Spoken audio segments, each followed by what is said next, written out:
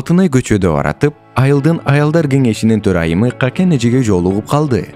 Какен эже келерки жумада аялдар кеңешинин жалпы жыйыны боло турганын айтып, келип катышып кетүүсүн суранды.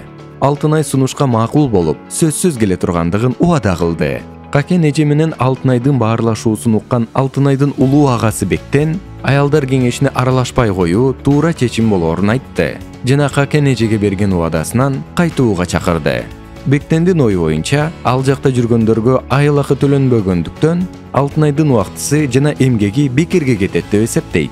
Көздү ачып жумганча арадан бир жума өтүп, Алтынай курбулары менен жыйналышка келди. Жыйналышка келген аялдар өтө деле көп эмес, бул жолу 30дун тегерегинде. Алар негизинен айылдын кызматкерлери жана активдүү аялдары болчу. Жыйналышты Какен эже баштап, күн тартиби менен келгендерди тааныштыра баштады.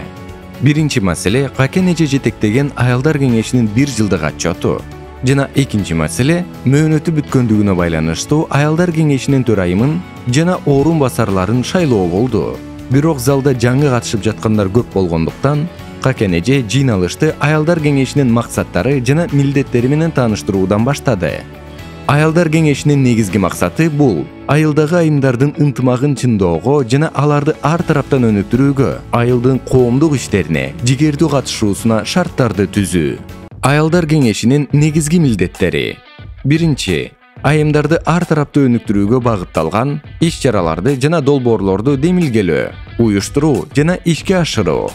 Экинчи, айымдарды сергек жашоо мүнөзүнө үгүттөө, дене тарбия жана спорт менен машыгууну аялдар арасында популяризациялоо, спорттук ийримдерди жана мелдештерди уюштуруу. Үчүнчү, зордук зомбулукка кабылган айымдарга укуктук жана моралдык колдоо көрсөтүү, аялдын укугун коргоо жана алардын укуктук билимин жогорулатуу. Төртүнчү, айылдагы айымдар арасында ишкерчиликтин өнүгүүсүнө көмөк көрсөтүү. Бешинчи, жумушсуз айымдарга өлкө ичинде жана чет өлкөлөрдө жумушка орношууга жардам берүү. Алтынчы, бийликтин өкүлдөрү менен айымдар ортосунда пикир алмашууга жана кызматташууга шарт түзүү.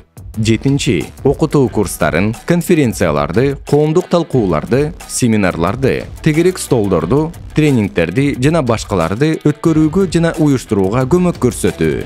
Сегизинчи, жардамга муктаж аярлуу катмардагы айымдарга кайрымдуулук иштерин уюштуруу, көмөк көрсөтүү, кайрымдуулук акцияларын, көргөзмөлөрдү жана конкурстарды өткөрүү.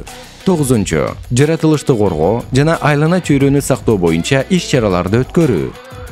Онунчу, улуттук каада салт жана ыймандык түшүнүктөр менен айкалышкан чыныгы демократиялык баалуулуктарды жайылтуу жана бекемдөө боюнча иш-аракеттерди көрүү жана башка милдеттер.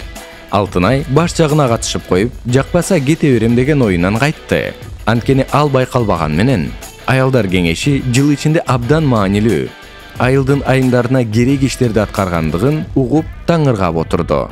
Жыйында шайлоо башталып, аялдар кеңешинин төрайымына талапкер чыкпай, бири-бири сен бол, сен ылайыктуусуң десе, эч кимиси макул болбой жатты. Какен эже 10 жыл бою 3 жолу катар менен шайланып, бирок мунусунда ден соолугуна байланыштуу иштей албастыгын билдирип, башка төрайымды шайлоону суранды. Бул талкуу көпкө созула турган болду. Алтынай ордунан туруп, эжекелер, жардам берсеңер, мен иштеп көрөйүн деди эле, кыжы-кужу болуп аткан аялдар көз ирмем жымжырт боло түшүп, андан соң шатырата колдоп кол чабышты. Катышып жаткандар Алтынай көнүшүп кеткиче, анын орун басары болуп, Какен эже иштеп берүүсүн суранышты эле. Бул сунушка Какен эже макул болду. Дагы бир орун басары кылып, Алтынай менен чогуу бул чогулушка келген келиндердин бирин тажрыйба ала берсин деп шайлап коюшту. Сүйүнүч сезимдери менен бирге уйгу-туйгу, башы аягы жок ойлордун курчоосунда Алтынай үйүнө баратты.